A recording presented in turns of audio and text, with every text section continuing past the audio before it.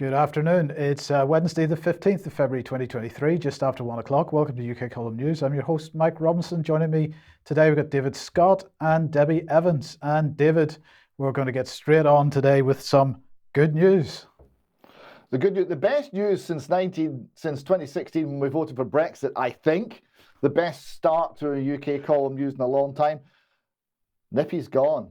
Nicola Sturgeon has resigned as Scotland's First Minister.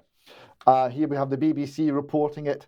At that point, not exactly clue when she'll actually leave, but there was a hastily arranged news conference in Edinburgh, and she was standing down. A source close to Ms. Sturgeon told the BBC that she'd had enough. It was the live stream itself, David, was very Jacinda Ardern up to a point. I have to say she wasn't backing down too much. She said that the problem was that really the 2 years of COVID policy, which was really her height of her powers, was those 2 years. This had all caught up with her because it was heavy pressure. But the other problem was that the SNP conference was coming up in a couple of weeks, and her leadership is so powerful and so strong that she was concerned that members of the SNP wouldn't have the ability or the self capability to make their own decisions, and whatever decisions she made about what the future policies of the SNP should be, that would override everybody else in the SNP, and it would be really tricky for them. So it was time for her to go. It was quite an amazing press conference. So let me see if I understand this. She's going because she's just too good. That's correct. And she's going because COVID policy was such a success. And it's nothing to do with the whole Schrodinger's rapist problem, where she can't decide if the male rapist is in fact a woman because she doesn't have enough information. That's nothing to do with it. The fact that people are leaving the SNP in droves, the fact that they're joining, goodness sake, Alex Salmond, Sleepy Cuddle Salmond is actually benefiting from this politically, and that people are just closing the light on the way out of the SNP. None of that happened. Did I dream all of that? Well, gosh, it seemed real. Well, I mean, I have to admit, I wasn't able to watch all of it because there's only a limit. There's a limit to how much I can take of this stuff. But I certainly didn't hear any mention of that particular issue.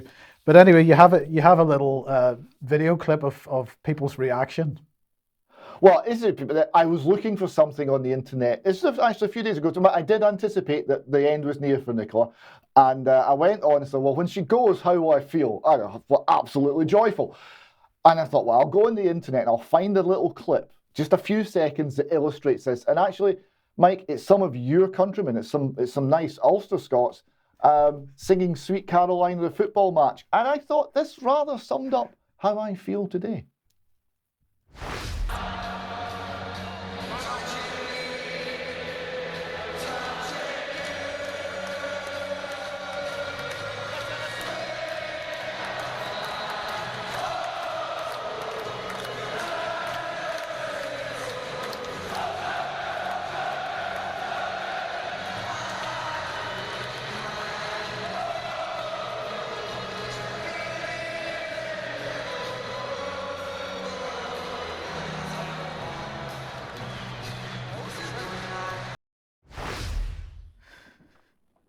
So there we go. That covers it for me. It's a moment that's so good, and I know I said that however bad your political leaders, the next one always makes you feel nostalgic for the one you've lost. And I know I said that even Liz Truss proved this to be true, but Rishi did. I think this is going to be the test case. This is going to be the case that really tests that rule, because she's done so much harm to Scotland. She's been involved in it becoming a different sort of place, divisive, divided, bitter. She's brought so much jealousy and animosity and narrowness and failure to the country. I can't imagine ever feeling much different about this day than I do right now. Okay, thank you. Now let's move on to more serious matters then. And well, here's the Mail, and their headline here is Belgian footballer Arnie Spiel dies while playing for Winkelsport B after the goalkeeper collapsed on the pitch just seconds after saving a penalty. So let's have a look. There he is. Another sudden death amongst a young sports person. Well, the reason I wanted to mention this was this. The government has now responded to the petition calling for the government to investigate UK excess deaths not related to COVID. And the petition said on the week ending the 20th of October, the ONS reported excess deaths were 12.5% above the 5-year average, with only 717 deaths out of 12,861 involving COVID. This alarming excess death percentage needs investigating by the government, and the root cause laid out in a public report. So let's see what the government responded. A combination of factors has contributed to the number of excess deaths. The government is taking steps to address this and will announce further detail in the forthcoming major conditions strategy. OHID analysis shows that in England, for the week ending 20th of October, the leading causes of death contributing to the excess were deaths involving cardiovascular diseases. The highest levels of excess mortality were deaths involving heart failure and ischemic heart diseases. Deaths involving acute respiratory infections were 16% higher than expected. Deaths involving cancer, Parkinson's disease, other respiratory diseases, and dementia and Alzheimer's were lower than expected. They went on to say OHID estimates show that for deaths registered in England during the whole of 2022, deaths involving 4 conditions were all over 10% higher than expected. Heart failure, which was 15% higher, cirrhosis and other liver diseases 14% higher, diabetes 12% higher, and ischemic heart diseases 11% higher. So Debbie, maybe I could welcome you to the program and ask for your thoughts on this, because heart disease, of all kinds of heart disease, much higher than normal. People dropping dead on football pitches in increasing numbers, but still there's nothing to be concerned about. No, nothing to be concerned about at all. And, a lot of people might remember that we interviewed Matt Letitia, and he spoke specifically about footballers and sportsmen and athletes that were collapsing and dying. He said he'd never in his whole career had one. And now all of these. I've also spoken at length to Fran Adamson, who's an advanced cardiac practitioner nurse, or was before she left the NHS. And she says that she remembers in her training that a consultant said to her, there's a 47-year-old man on the ward. Please take notice of this, because this is a very young patient and very, very unusual. So clearly, everything's going to be, of course, blamed on everything else. COVID itself, long COVID, lockups indeed, but never, ever will they look or want to look at the serious adverse reactions from the COVID-19 vaccine. So, we are all saying it and we can all see it. And clearly the government are taking no notice because they don't want to. Indeed. David, let's move on then to 15-minute cities, or 20-minute neighbourhoods in this case. Well, yes, the two phrases are somewhat identical, somewhat synonymous. The one that's running in Scotland is 20-minute neighbourhoods, and it's everywhere. So here we see an organisation called Climate Change, Scotland's Centre of Expertise connecting climate change research and policy. They're one of the leading voices in this. They've done a report on the 20-minute neighbourhoods in a Scottish context. Executive summary says the programme for Government 2020 commits the Scottish Government to working with local governments and other partners to take forward ambitions for 20-minute neighbourhoods, places that are designed so residents have the ability to meet the vast majority of their day-to-day needs within a 20-minute walk, 800 metres of their home, through access to safe walking, cycling routes, or by public transport. So that's what it's about. The report goes into more detail. So the main findings are Scotland has the opportunity to be a capitalised global leader in delivering this concept. It's always about being a global leader. We're all vying to be the most compliant with the international policy. It's very interesting. Every neighbourhood, so there can be no exception, so everyone must comply, should be facilitated, particular pet hate of mine, that word, to be a 20-minute neighbourhood, communities should be capitalised, empowered to make changes, only in the appropriate direction because it's centrally controlled. You know, every neighbourhood must do this. This concept should enable people to travel actively in support of their health. No more cars for you. And a 20-minute neighbourhood concept should be the ambition that pulls together all other relevant policies. So this is the key concept. This is going to change society. This is how we're going to do it. And it uses 5 dimensions to capture this. They've done a study that uses 5 dimensions to capture the features and infrastructure and quality of services that make up the 20-minute neighbourhood. Stewardship, civic movement, resources and spaces. And there's not any clear definition of these things. And there's a lot of overlap, as is always the case. When we get to recommendations, they're going to use the 4th National Planning Framework to rationalise and coordinate the policy landscape to support the delivery of the concept.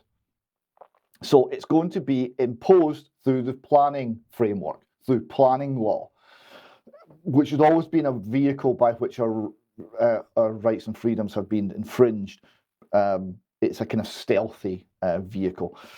There's going to be a greater emphasis on reducing private car journeys, so we're going to continue the war on the car. And the concept and framework and funding will be designed at a national level, so it's going to be centrally controlled. Now, there's a few interesting diagrams in this report. The next one we have here shows the main things are, well, we've got quality of services and experience, whatever that means, features and infrastructure, and, engagement and behaviour change. Well, we're going to have behaviour change. There's a surprise. Because our behaviour is the problem. With some more diagrams here, it's interesting to note that the outcomes of this are going to be not improved health, no, decreased health inequalities. A very interesting concept. Why would they not say improved health? Does that mean, sorry, David, does decreased health inequalities mean everybody gets to die at the same rate? Yes. Yes, equal dying, equal rights for dying and being ill. You're going to be ill at the same rate. You can't be well. You can't be well compared to other people. That would be unfair. Improved local economy. The key word there is local, right? We're not going to improve the economy overall. Improved local economy. Improved livability. More on that term later. And of course, climate action, because this is all about global warming. We've also got place and well-being outcomes. Well-being famously is the term they can't define. Broadly means happiness, but no one really knows. And the expert in well-being famously said, well-being's not a beach you can lie on. So I hope that clarifies things for you. My own local authority, Perth and Kinross, they're entirely on board with this, of course, enthusiastically backing it. And they're talking about the values or the golden thread through all their democratic governance plans. Such highfalutin language didn't used to be associated with local authorities, or the council as they were known, but now they're talking about democratic governance plans. And the golden thread is sustainability and fairness, 2 words from the Marxist lexicon that don't mean what you think. More on that in extra time, I suspect. The people pushing this and leading this in Scotland include Anne Marte Bergseng, who is a Norwegian lady, and she works for the Edinburgh Climate Change Institute. She's been an eco-activist for at least a decade, and she's leading this charge in Scotland. So it's climate change, which is, of course, based on a lie, that is the justification for doing this at all. But it's been kind of overlapped with, well, you're going to be happier. You will own nothing and be happy, kind of being developed at a local level here. So I was looking into the background of this. Where did the 20-minute neighbourhood concept come from? And lo and behold, Portland, Oregon. There's a surprise. Portland, Oregon was ground zero for this concept. So here we have Chaim Simon, a thesis from University of Washington last year. He's a thesis for his Master of Urban Planning. So he's been looking into this 20-minute neighbourhood, and he writes the city of Portland, Oregon, set a goal for 90% of its residents to live within a 20-minute neighbourhood back in 2009. part of a broader effort to reduce greenhouse gas emissions and mitigate climate change. So this is nothing to do with people. This is to do with the global warming myth and the use of essentially fraudulent scientific predictions or fraudulent political prescriptions coming from at least dodgy science or poorly understood science to promote changes in society that are driven from a political basis, nothing actually to do with the climate. So it's all based on this core deception. So he writes, 20-minute neighbourhoods and similar schemes, such as 15-minute city, follow a century-long tradition of planning cities that are accessible for walking. And he talks about Clarence Perry, a planner who wrote in the 1920s about community-centred development.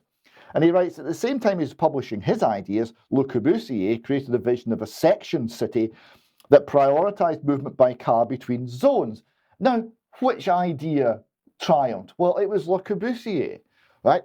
The planning law in this country and in the United States since the 1930s have been zoning us in so that you live in one area, you work in a different one, the two don't mix, and you commute by car. That was their policy. They pushed this for the best part of a century, and the same people who created this are now turning around saying, this was a terrible mistake, we don't want to be doing that. That's all wrong. You need to listen to us. In the 1990s, the thesis continues, in the 1990s, an alternative design was outlined by the Congress of New Urbanism.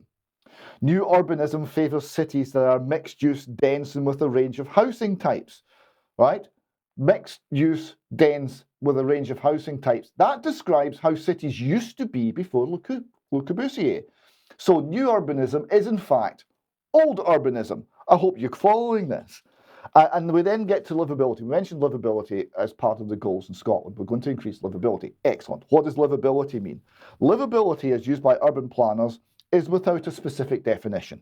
There is no clear understanding of what the term livable means. So there we go. Once again, they're defining things that sound plausible but have no substance. So it all started in Portland, 2009. So I thought, how's it going? How's it going in Portland? So we've got the Seattle Times here. Portland, repelling its current citizens, is Seattle's cautionary tale. Portland has switched from attracting new arrivals to repelling its current citizens, one news outlet wrote in the past week. In Portland, many Liberals are dodging stray bullets, losing catalytic converters to thieves, and sidestepping tents. Then they open their tax bills. Quote, everybody hates Portland. Headlined a harsh roundup, which quoted local congressmen saying, Portland is broken. And this came from the Willamette Week, from the Willamette Valley in Oregon. Portland is losing some of its biggest fans, and it's basically saying a conservative is a liberal who's been mugged.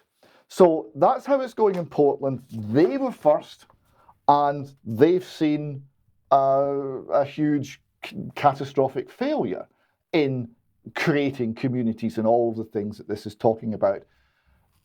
And they were doing it not for people, they were doing it for CO2 and the global warming myth.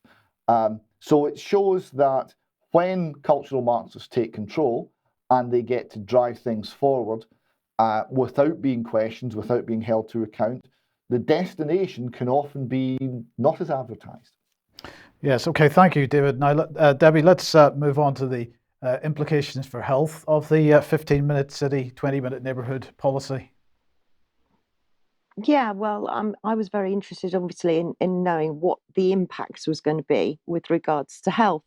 And I found a few articles, one from Social Market Foundation, well, a couple of those, the ones in the middle, Health on the High Street, and creating new health hubs for high streets after the pandemic. And also on the right, you can see that one that's been the briefing, was based on the Chatham House rule. So clearly there's a big agenda. So I've got a couple of little videos. The first video is about 15-minute cities, and you'll see the mention of health, but just have a look at this little bit of video. Before the recent lockdowns around the world, we led hectic lives with long commutes and not enough time to spend with our families and friends. Traffic polluted our air and smog blanketed our skylines. What if it could be different? What if we could create a new normal where we reclaim our time, our health and well-being, and our communities? This is the idea behind the 15-minute city, a growing movement to make our lives in cities more convenient, less stressful, and more sustainable. A 15-minute city is one where everything we need is close to home, where communities are safe and inclusive, where the air is clean. A 15-minute city is one where it's easy to get goods and services. Fresh groceries, healthcare, and other amenities are all just a short trip away. A 15-minute city is one where everyone has a place. A 15-minute city has affordable, accessible, and adaptable housing for households of all sizes and ages. A 15-minute city means that you can work close to home or work remotely more often. And we all play a role in our neighborhood. What if we don't go back to life as it was? What if we already have the power to change how we live? Together, we can reimagine and create the future we want. One that is cleaner, safer, healthier, and more inclusive, and gives us back valuable time to enjoy the little things.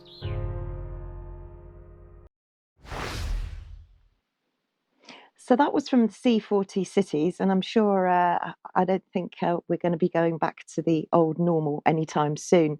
So how does that actually impact us on the high street? You know, you and me, how are our high streets going to be redesigned?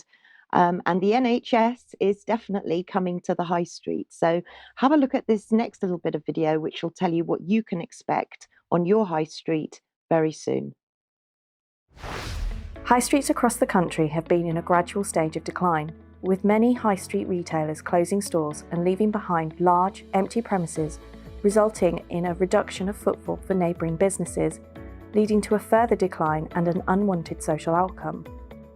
Health on the High Street offers NHS trusts an operating lease of fully fitted, fully compliant, multi-purpose clinical spaces in high street locations throughout the UK. This very simple solution solves two high-profile social and economical issues, helping to alleviate hospital pressures and waiting times while bringing footfall and life back to the high street. Health on the High Street helps increase footfall to high street locations, regenerating communities and retail establishments. It removes infrastructure constraints and allows the main hospital site to increase capacity. It provides significant cost saving and reduces waste compared to many new build projects. It reduces traffic and limits infection risks at the main hospital site. Locations are often more accessible with readily available parking and public transport. To find out more about our Health on the High Street solutions, contact our team today. So there you go. And what we're seeing now is hospitals are going to be, it's going to be pretty much an adventure or a privilege, if you like, if you want to call it a privilege. I personally don't want to go to a hospital anytime soon, but it's going to be a very planned procedure. So what we're going to find on our high streets are hubs, and there are going to be hubs popping up absolutely everywhere. These are the family hubs that are popping up now. I've been looking very closely at family hubs, and they literally incorporate everything. They also incorporate something else, which we'll come on to on another news, which is the first 1,000 days of life, which is probably as dark as it does sound, but we will come on to that. But these family hubs are going to be rolling out all over your high street. Likewise, your shopping centres. And even in Newcastle, we've got the government has now confirmed plans for a £20 million NHS scan and test hub in Metro Centre. And it says it will host one of the 19 new community diagnostic centres designed to offer patients a one-stop shop for medical scans and tests in the community. So you can see they don't want you going anywhere at all. They want you to stay within your high street. And indeed, Rishi Sunak has already announced now surgical hubs are coming. £33.5 million for surgical hub space. You've got super hubs opening. I mean, hubs for everything. There'll be literally hubs for a birthing hub, urgent care hubs, you name it. They're going to be popping up everywhere. So I just wanted to put into some context how the high street is changing and what you can expect to see on it very soon. And you'll be going down to the high street to get a scan. You'll be going down to the high street to get a blood test. You won't be popping in to the shops and having a cup of coffee. And if you do have a cup of coffee, there'll be a well-being hub to advise you how much caffeine you're allowed. So that's the kind of big brother that we're looking at within our own high streets. So that was going to be my next question, Debbie, because there is a wellbeing hub being built in Plymouth City Centre at the moment. There was some discussion about whether it would actually go ahead, but it is going to go ahead now. So what is the purpose of a wellbeing hub? Well, I think, as David said previously, well-being seems to be the new terminology for happiness. So maybe it's going to be renamed Happiness Hub, but obviously this is going to be looking at mental health. And so we're going to be bringing mental health into the high street as well. Everything's going to be brought into the high street. That's why all these department stores that have closed down, they're going to be turned into NHS hubs as well, probably surgical hubs. Although we did mention a few newses ago how Portakabin are erecting these kind of container units in hospital car parks. There'll be hubs everywhere, hub central. David. Just a couple of comments on this. I was looking at when it started, August 2020. Leaders from NHS, local government, community businesses, and a range of invited experts, we need the experts, attended a high-level roundtable event to discuss how we might embed health at the heart of our place. Use of architectural language there again. And the name for this process is the NHS Reset Campaign. Interesting word, that. Yes, indeed. Okay, if you like what the UK Column's doing, you would like to support us, please head over to community.ukcolumn.org. You'd be very welcome as a member, and your support very much needed and appreciated. You could pick something up at the UK Column shop, but please do share material you find on the various platforms. And speaking of sharing, we'd just like to remind everybody, if you're sharing material online which hasn't necessarily come from the UK Column about a particular topic, do please search the UK Column website to see if we've covered the same topic in the past, and you could maybe share that as well. That would be fantastic. And Debbie, a quick advertisement for your latest blog. Oh, yes, thank you. Yes, please do check into my blog. I've just popped a few. Those are just a few of the topics that are on this week's blog. So please do go and have a look, because there's more stories in there than I can cover on the news. Thank you. Okay, thanks, Debbie. Okay, let's move on then to, NATO Defence Ministers meeting happening yesterday and today. So here we are. This is what it looks like. There they all are, very happy. Let's have a quick look at what Jens Stoltenberg had to say yesterday morning. Good morning. The NATO defense ministers will meet at a critical time for our security. Next week we mark the first year of the terrible war in Ukraine, the full-fledged invasion by Russia against Ukraine. And we see no signs that President Putin is preparing for peace. What we see is the opposite. He is preparing for more war, for new offensives and new attacks. So it makes it just even more important that NATO allies and partners provide more support to Ukraine, and we will meet later on today in the US-led contact group for Ukraine and address the urgent needs for increased support to Ukraine.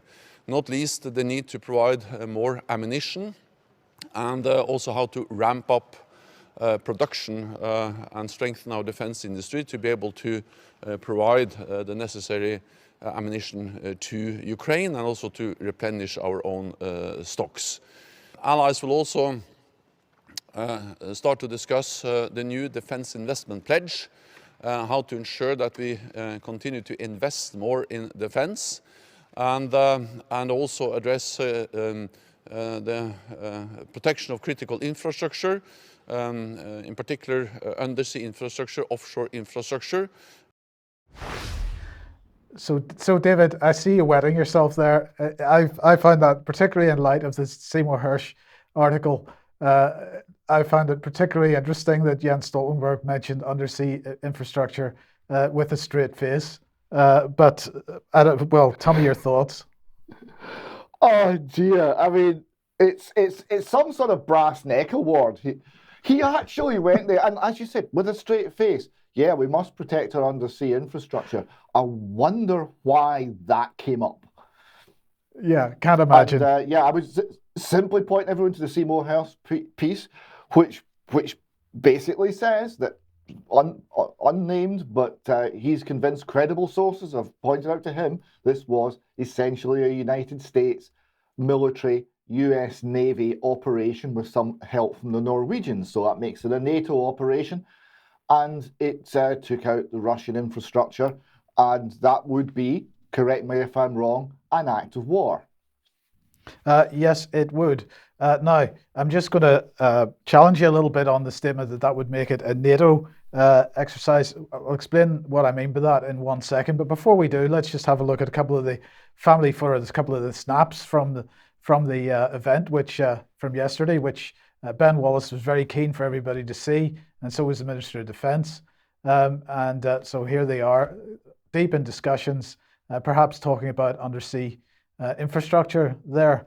The main feature of this event has been an acknowledgement that you heard from Jens Stoltenberg there, that we have basically run out of ammunition. We've got to start ramping up the military-industrial complex once again to try to replenish whatever it is that we've handed over already, and to commit to handing over more and more ammunition and so on. But anyway, in the meantime, NATO was very pleased to tell us that F-35s have carried out their first A scramble to intercept Russian Su-27s and IL-20 flying close to NATO airspace. Now, some of the coverage of this that I saw was claiming that the Russian aircraft were flying in Polish airspace, which of course was complete nonsense. And certainly NATO wasn't claiming that. So if we put that one back on screen, they say, supported by Eurofighters, they shadowed the aircraft who were posing a danger to other air users by ignoring international air safety rules. Even that's complete nonsense. But anyway, here's my point. You're saying, US plus Norwegian help equals NATO. Well, does it? Because just look at this, for example, NATO pointing out that Denmark and Sweden have joined the European Sky Shield Initiative coordinated by Germany. Now, this is a missile and air defense system. The initiative aims to strengthen NATO's integrated air and missile defense by facilitating multinational acquisition and integration of air defense capabilities. And although the point here is, David, we've got NATO expansionism going on, but of course, countries haven't been waiting, and the UK has very much been a hub for this over the years.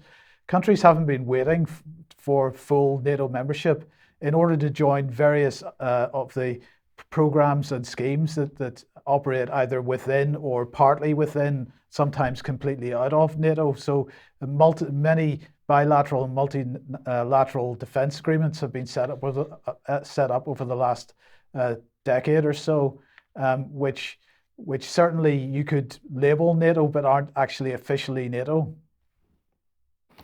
Well, this is the case. We've got the Joint Expeditionary Force, right, which is kind of NATO, without the Americans, but with the Swedes. We've got endless numbers of cross-border agreements, and here we see the Swedes and the Finns still not part of NATO, but involved in the process which is strengthening NATO air defence. There are no clear lines where the Western NATO US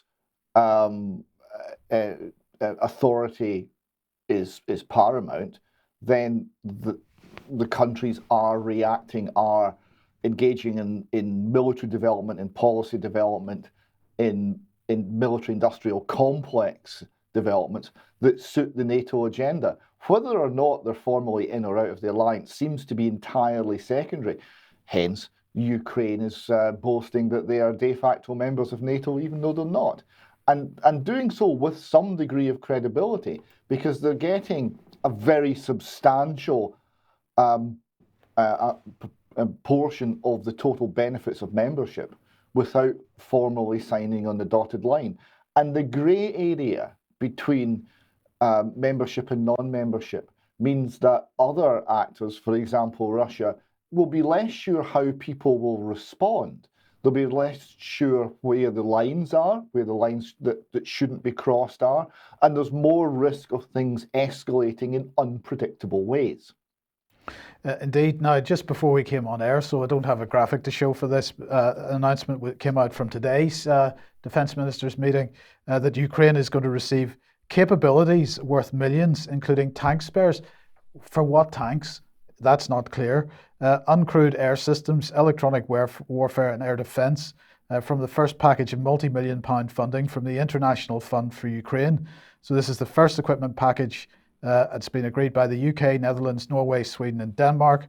And these partners, along with Iceland and Lithuania, have contributed a collective total of more than £520 million to the fund so far, with an expected value of more than 200 million. The first package will include vital capabilities in the form of artillery ammunition, maritime intelligence, surveillance and reconnaissance, spare parts for equipment, including Ukraine's current tanks. David, I wasn't aware that Ukraine's current tanks were manufactured in the West. Maybe I'm wrong about this. I thought they were Russian tanks that at least had come from Russia in the first place. So I'm a little surprised that we're providing spares for them. But we have the benefit of Eastern expansion in NATO. Many NATO countries are former Warsaw Pact countries and are equipped with, or have within their inventories, a great deal of Russian equipment. So we have the ability to supply all of this to the Ukraine and backfill with some nice, new American-produced equipment or British-produced equipment to the benefit of General Electric et al., perhaps. And this will upgrade the ability of these countries to integrate with the rest of NATO. It will upgrade the manufacturing capability. In terms of building up the West to a point where it's ready for war, this seems to be an absolutely ideal scenario. The war's contained. Someone else is doing the bleeding, but we are getting all of the benefits of accelerating our ability to manufacture weapons, of sorting out all of the supply chain problems, of ramping up the entire military-industrial complex without any of the unfortunate bombing and dying that often goes with it. Yeah, and in the meantime, putting huge pressure on our own populations through the cost of living and so on. But now, I just want to mention this little clip from Nick Ferrari. Ben Wallace was speaking to him this morning. Let's just have a quick listen to this. You think through 2024, Secretary of State, you see this going through the whole of this 12-month period? Well, I think my point is it would be wrong to sort of say troops home by Christmas. I think, the lessons of conflict is never say things like that. Secondly, we are up against a president of Russia who has no regard for his own citizens. About 2 weeks ago, the American assessment was 188,000 dead or injured Russian soldiers so far. And we've seen reports that over last week, almost a whole brigade, which was attacking Vuhledar, a small mining town in the east of Ukraine, a whole Russian brigade was effectively annihilated or destroyed. They lost nearly 1,000 or over 1,000 people in 2 days. So it's unpredictable when you have a president and a Russian general staff that defies reality or ignores reality and simply doesn't care how many people they're killing of their own, let alone of the people they're trying to oppress. Yes, I think you probably want to comment on that because that was quite a staggering ending to that little quote. It's Ben Wallace has a sense of unreality about him, right? Because what he's saying is that Putin has no regard for the Russian people. Well, I would have to say, where's the evidence for that? He is engaged in a war, and people are dying. This is true. But other nations, including ours, many times have engaged in wars, often with the support of the people, because they felt it was existential, that they were fighting for something worth fighting for. When we resisted Napoleon or the Kaiser or Hitler, then there was always a view that what we were defending, our little island, was worth defending. Now, Ben Wallace seems to be assuming that neither Putin nor the Russians can have this viewpoint, that this is not open to them, which seems fanciful. And also, he's playing into this madman Putin line. And I just don't buy that. I think that's folly. And to view people in ways which are unreal hardly suggests that the decision-making that Ben Wallace and his team are going to be engaged in will be rational and well-founded and clearly thought through, if they're basing their thinking on such an unreal narrative. Indeed. Okay, let's move to the United States then, and the derailment of, a train carrying toxic chemicals. Well, we don't really know, or do we know yet, what it was carrying? Well, in part we do, although it seems to be less than fully clear. This is a New York Times reporting. Toxic fumes released from a burning train that derailed in Ohio.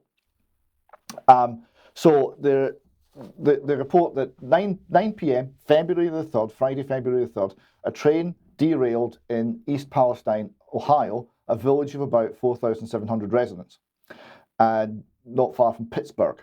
150 cars were en route, and 38 cars derailed and a fire ensued, which damaged another 12. Fearing an explosion, the authorities performed a controlled release of toxic materials from 5 train car tankers on February the 6th. So the thing was still an emergency situation 3 days later. These contents were diverted into a trench and burned off.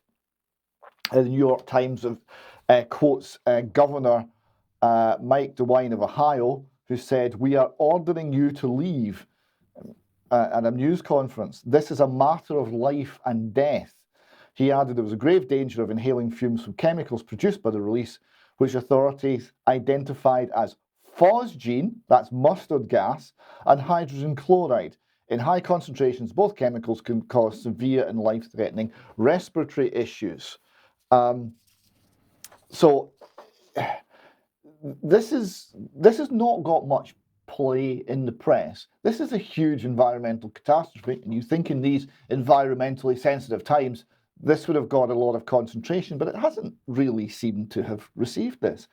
The Hill talks about 5 lingering questions, not urgent questions, not questions that demand a major political response, but lingering questions over the toxic spill.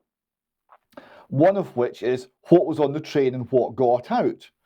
And they expand on this. Is faced with a risk of an explosion, emergency responders diverted the leaking vinyl chloride into a trench and burned it off, converting it into phosgene gas, used as a lethal chemical weapon in World War I. This prompted the evacuation. The Hill also asks, will it happen again? 4.5 million tons of toxic chemicals are transported through US communities every year by rail.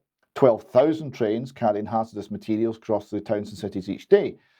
Palestine wreck is the tip of an iceberg and a red flag, said Ron Kamenkow, a former Norfolk Southern freight engineer and secretary for the Railroad Workers United. He told The Guardian, if something is not done, then it's going to get worse. The next derailment could be cataclysmic. And given what's happened here, that doesn't seem too much of a stretch.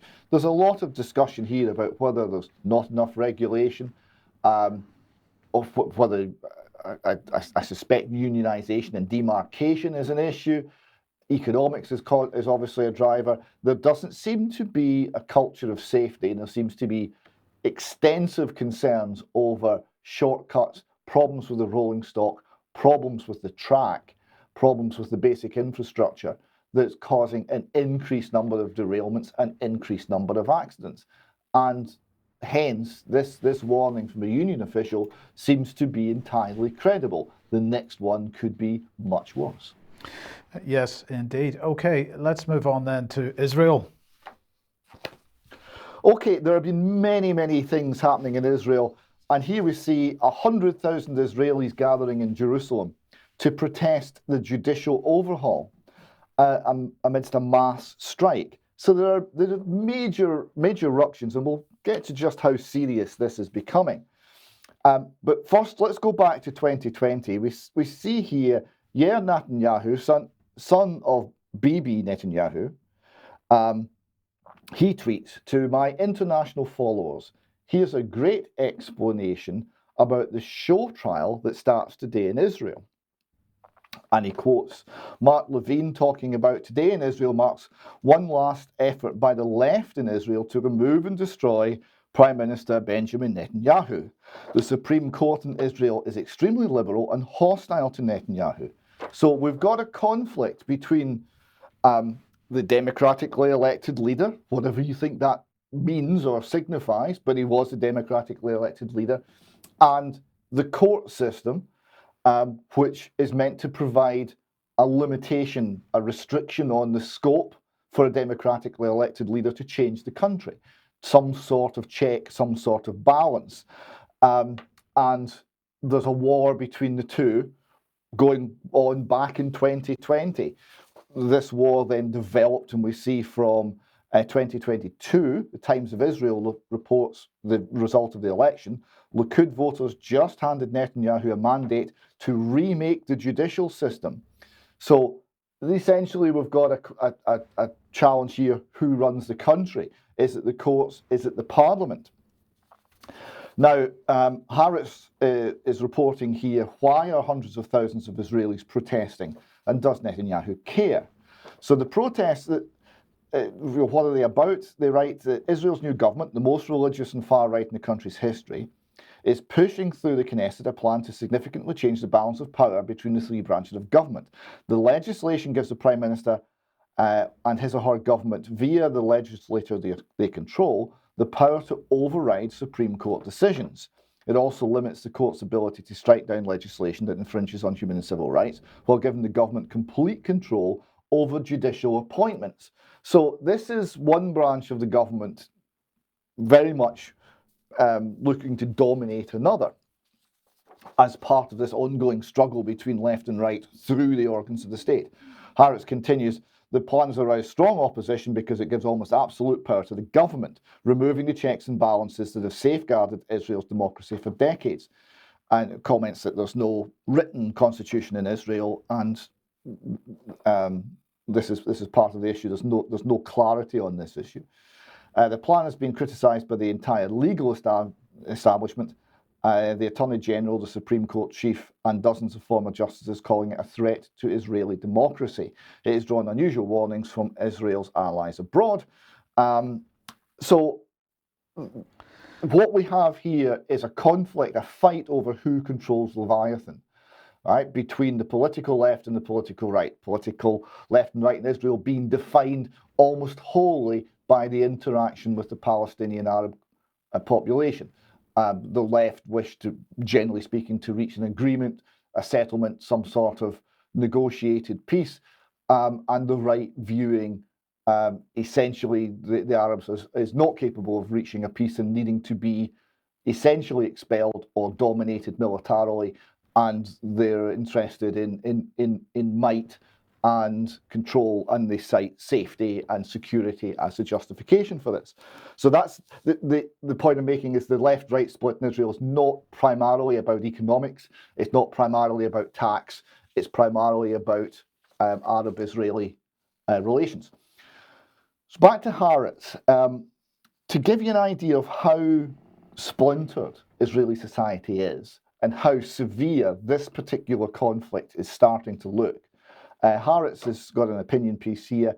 In Israel, a civil war is no longer unthinkable.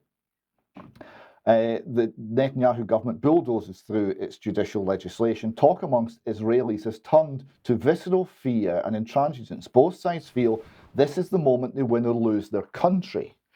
And the author here writes, over the last few days, I found myself in conversations I never imagined I'd have.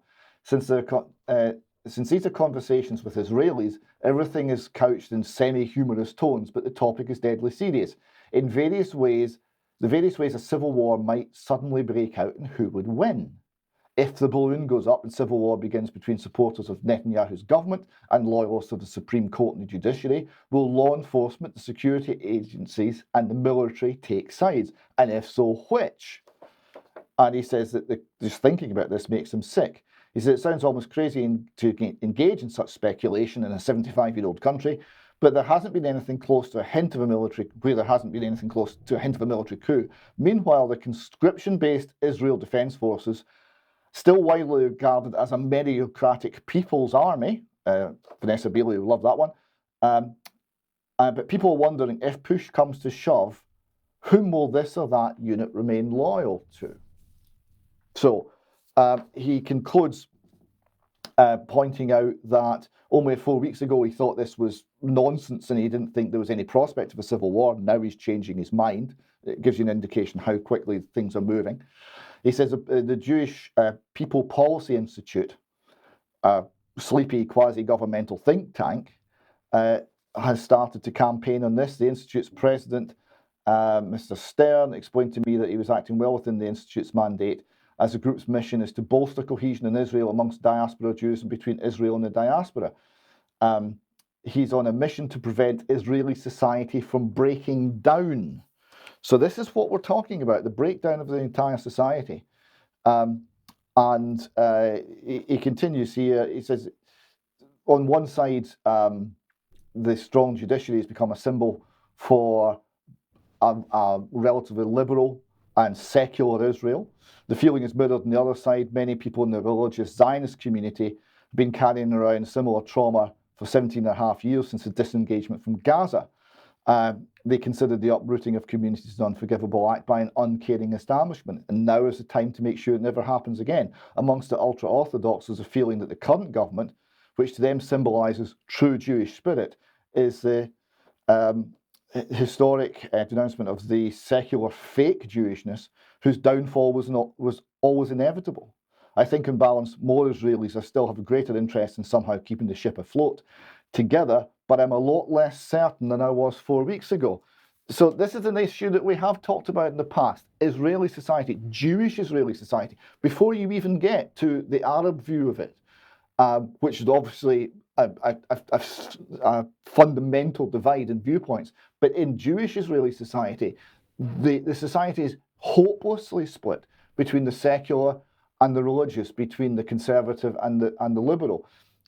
It's by no means united, to the point that we're now seriously having talks in major national newspapers in Israel about the prospects of civil war and which side, which army units might be on if such a war broke out. Okay, but David, at the risk of being accused of being anti-Semitic, I just want to suggest that any government which attempts to override the judiciary in this way, well, this has echoes of 1930s Germany, it seems to me, and many other examples of sort of totalitarian situations in past history.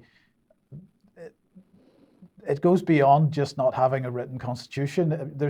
I'm not aware of any democratic country on the planet where this type of power grab would be accepted. It is very fundamentally different from most other countries. And it relates to an issue that perhaps looks familiar if you look back to what's termed the English Civil War period, which was a conflict between Parliament and the King over who has the power to run Leviathan. It's very similar to that. There is an inherent conflict in democracy, because democracy unrestricted is simply the tyranny of 51% over the 49. So most democracies realise that there must be something else, some check, some balance on what a government can do. Now, all through the West, these checks and balances have been under pressure and have been breaking down. You have the long march through the institutions by the left. So these institutions are captured by left-wing views.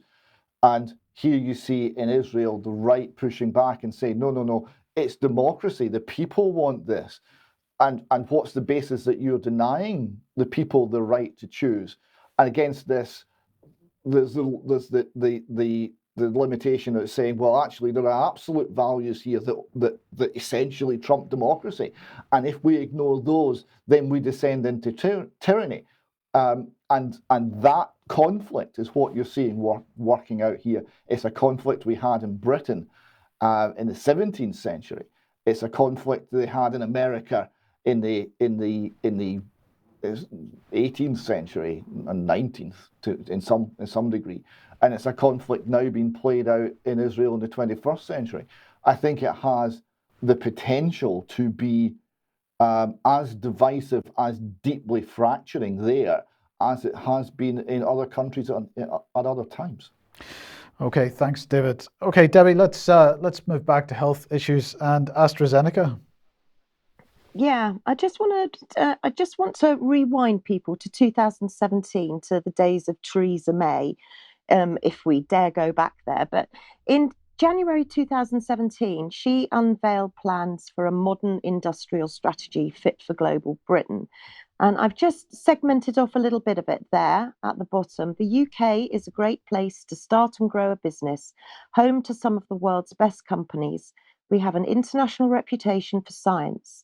The development and manufacture of the Oxford AstraZeneca vaccine demonstrated the strong partnerships that exist between universities and businesses in the UK. This strength extends to sectors such as aerospace, the creative industries, financial services, and emerging industries such as AI and fintech. So interesting there, this strong relationship that we have with AstraZeneca. So what are AstraZeneca doing now? Because they're not doing very much with regards to COVID vaccines, we can see, thankfully. However, they're being very busy. So they're looking in other places in order to grow. So they made just shy of $4 billion from sales of the COVID-19 vaccine in 2021, but sales have since more than halved. I wonder why, and were down 95% at the tail end of last year. So AstraZeneca have got to go into new business quickly. And as you can see there, at the bottom there, boss Pascal Soriot said, we plan to initiate more than 30 phase 3 trials this year, of which 10 have the potential to deliver peak year sales over $1 billion. So that's a lot of money. So AstraZeneca, they better be friends with Jeremy Hunt, hadn't they? Very much for this. Mike, would you do me the favour of please reading it out, because it's a little bit small on my screen. But it was an email that we received from Taylor with something he'd received in the post with regard to our future health. If you wouldn't mind reading it out. So it says, I received a letter recently from the NHS in partnership with an organisation called Our Future Health, inviting members of the public to take part in the UK's largest ever research programme with up to 5 million volunteers to help detect and treat disease earlier. I treat programmes such as this with suspicion, given what we've experienced in the last couple of years. The organisation has received a staggering amount of funding. If you do some digging on its website, and receives funding from the pharmaceutical industry, I've attached a copy of the letter. I thought it might be of interest to you if you're not already aware. I certainly was, and thank you very much indeed, Taylor, because this is, come and have a wee test, come and have a blood test. So who is this Our Future Health? So I decided to do exactly what Taylor said, because he'd flagged it up, and they certainly are very interesting. And here you can see the NHS involvement, so NHS 75 Digital, how we invite people to join our Future Health Research Programme. Apparently they email, they might catch you if you're giving a pint of blood, or if you're in your doctor's surgery, all sorts of ways, text, apps, they can catch you all sorts of ways. So then if you go to their website, and you can see it there on the right, they say that they're the UK's largest ever health research programme to transform the prevention, detection, and treatment of diseases. So, as always, I wanted to know a little bit more about this organisation, and I found a little video, very short. So, let's have a look and see who they are.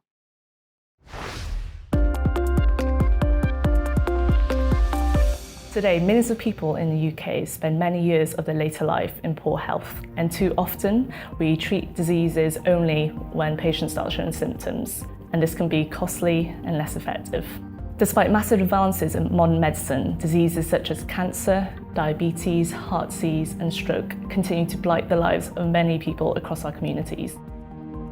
Our Future Health is the UK's largest ever health research programme. It's designed to help researchers discover much more effective ways to prevent, detect and treat common diseases. We'll do this by building a community of 5 million volunteers over the age of 18 who will share information, provide blood samples and complete questionnaires. Volunteers will also be given the option to receive health feedback and take part in cutting-edge research studies. To help all kinds of people, we need every kind of person. Every individual has something unique to contribute, so we're welcoming volunteers from all backgrounds and communities right across the UK. By acting together now, we have the opportunity to help future generations live healthier lives for longer.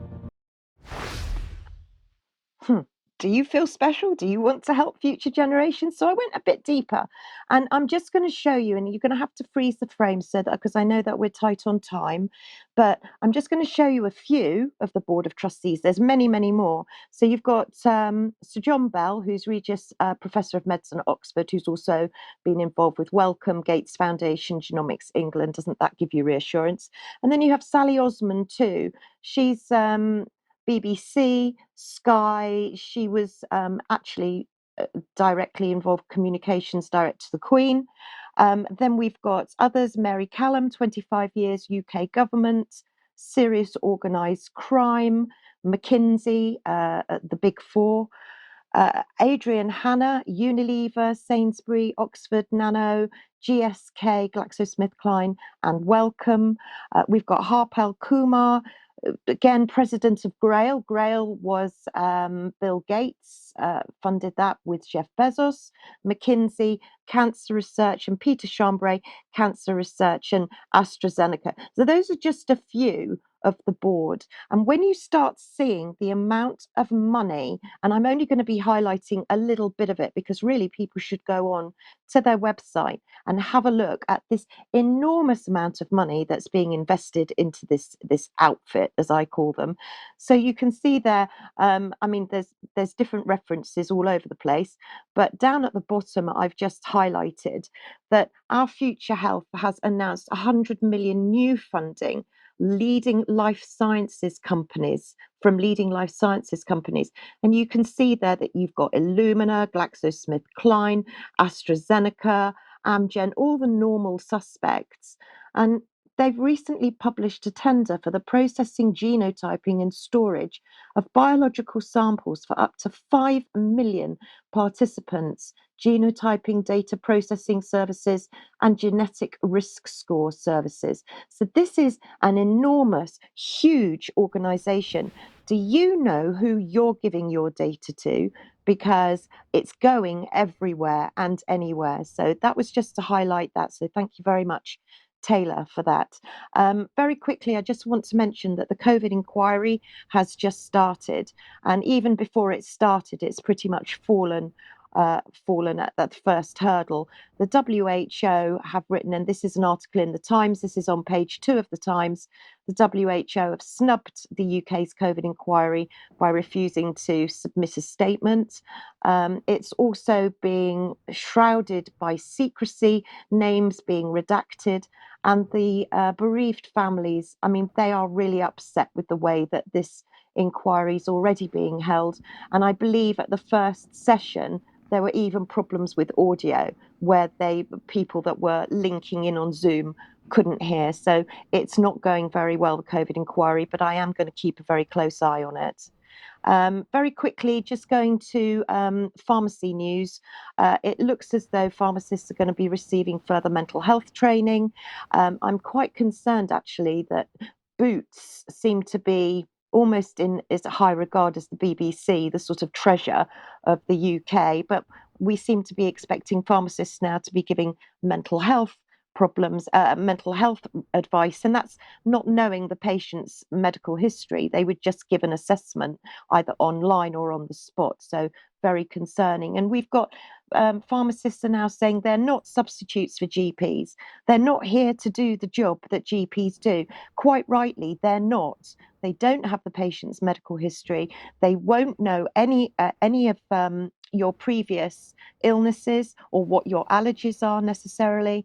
And they're also saying that they're noticing that the whole credit squeeze is causing people now not to go in for prescriptions or even to ask pharmacists, what could I do without? So that the squeeze is really hitting prescriptions. So just wanted to give, and then we've got HRT as well. It's all started again. We've had these shortages before of HRT, but now, according to the Eye, women are facing HRT postcode lottery. Kind of, if you're in the right postcode, you get HRT. And some people are sharing their HRT, they're buying it online. The MHRA, of course, are kicking off and saying that they're worried about where women are getting it. So this whole HRT shortage, again, is starting to resurface.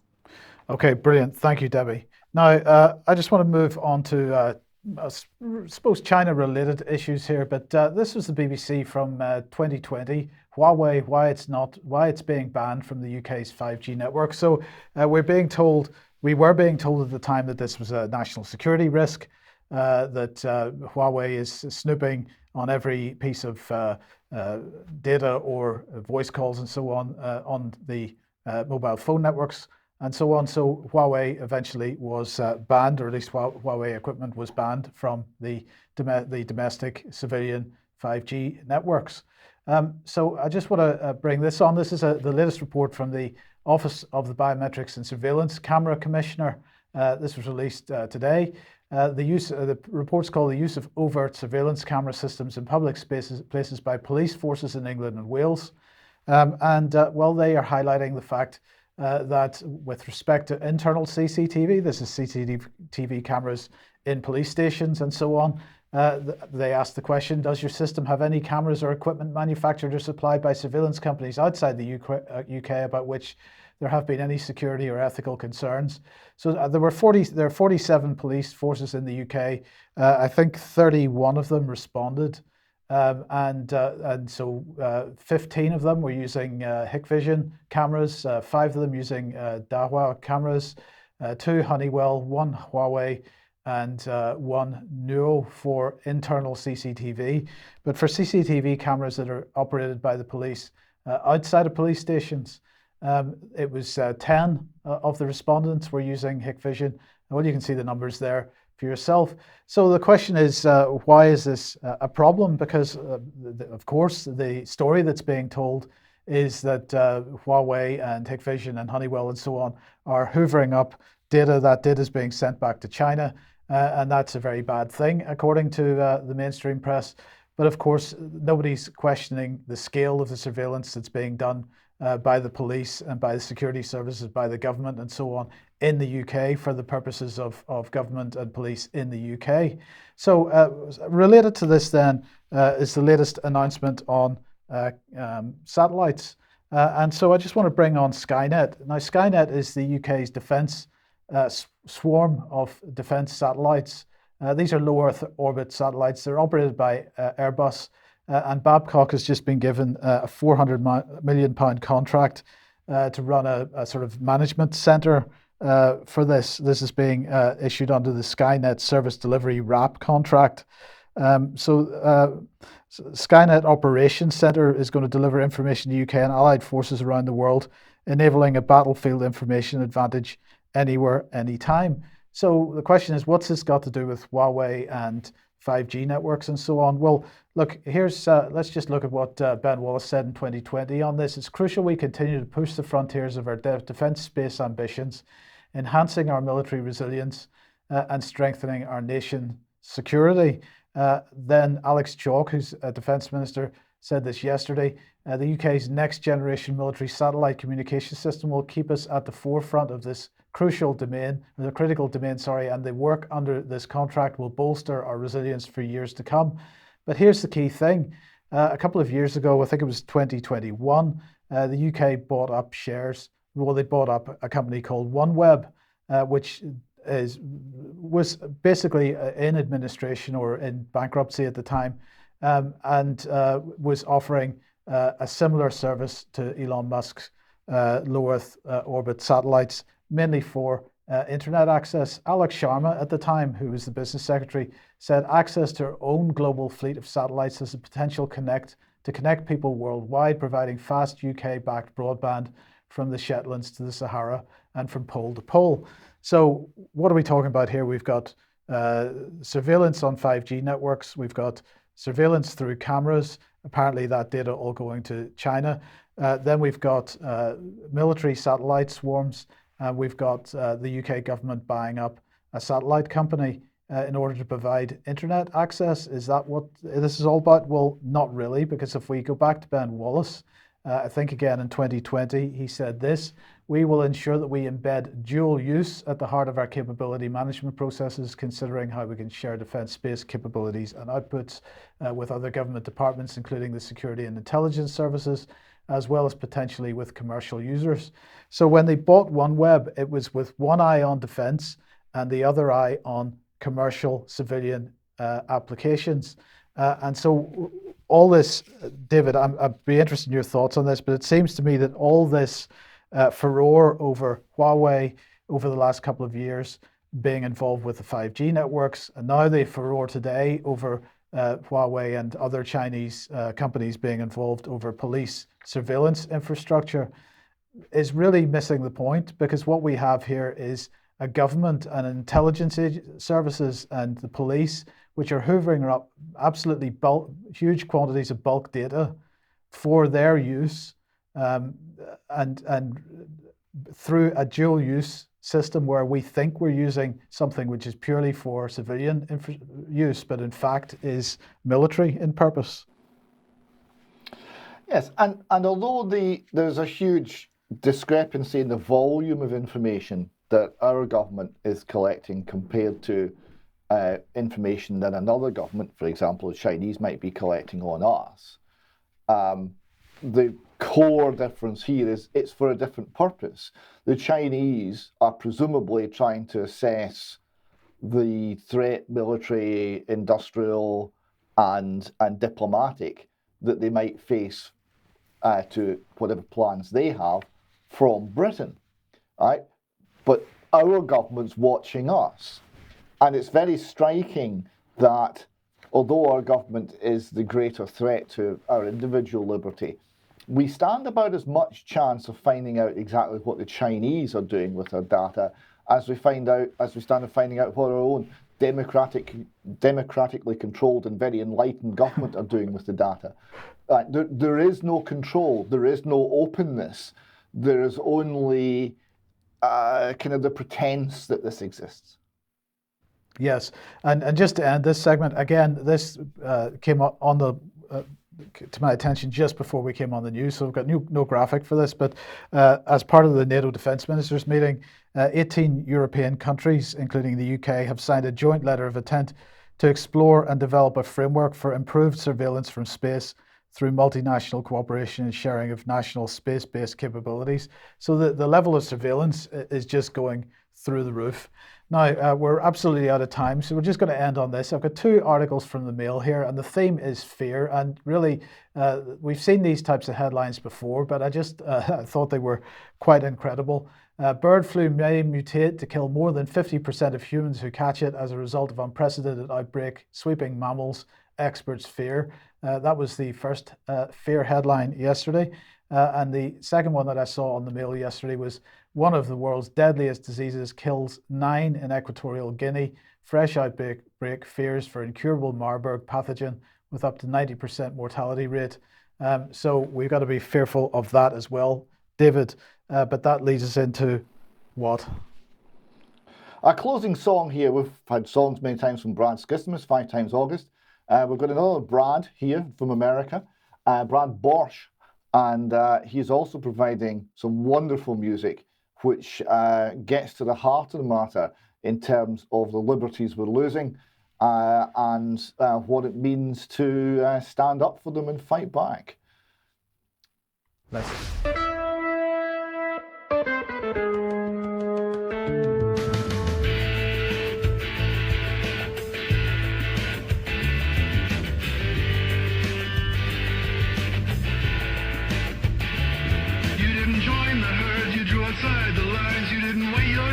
Disobeyed the signs. You gave a stranger a smile, you gave a friend a hug, you shook a neighbor's hand, you took an unapproved drug. You see different views and alternative visions. You don't trust the news, you make your own decisions. Cause you're not afraid enough. No, you're not afraid enough. You're made of tougher stuff. You're not afraid enough. It's all for your security. Just bow your head and bend your knee, cause you're not afraid enough. You take responsibility for your own health and the food you eat. You take care of yourself. You didn't take the pill, you didn't get the shot. You won't wear a mask, you won't do as you're taught. You won't toe the line, you don't ask permission. Doubt authority, you're not in submission. Cause you're not afraid enough. No, you're not afraid enough. You call us on our bluff. You're not afraid enough. You wanna be free, we just can't let you. Something bad is out there, and it's gonna get you. Cause you're not afraid enough.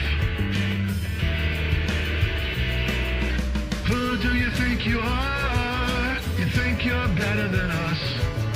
You act as if you're free. Get to the back of the bus. We can't have everybody standing their own ground. You got to be a victim, that's just how we keep you down. You won't apologize or ask to be forgiven for being straight or white or a man or a woman. You eat too much meat, you own a gun, you're just way too free, having too much fun. You don't follow directions, you're too self-reliant, too independent, you are non-compliant. Cause you're not afraid enough. No, you're not afraid enough. You're made of tougher stuff. You're not afraid enough. Keep trusting us for your own protection. Keep watching the news for your fear injection. Cause you're not afraid enough. You're not afraid enough. Cause you're not afraid enough. No, you're not afraid enough. Cause you're not afraid enough. You're not afraid enough. Cause you're not afraid enough of us.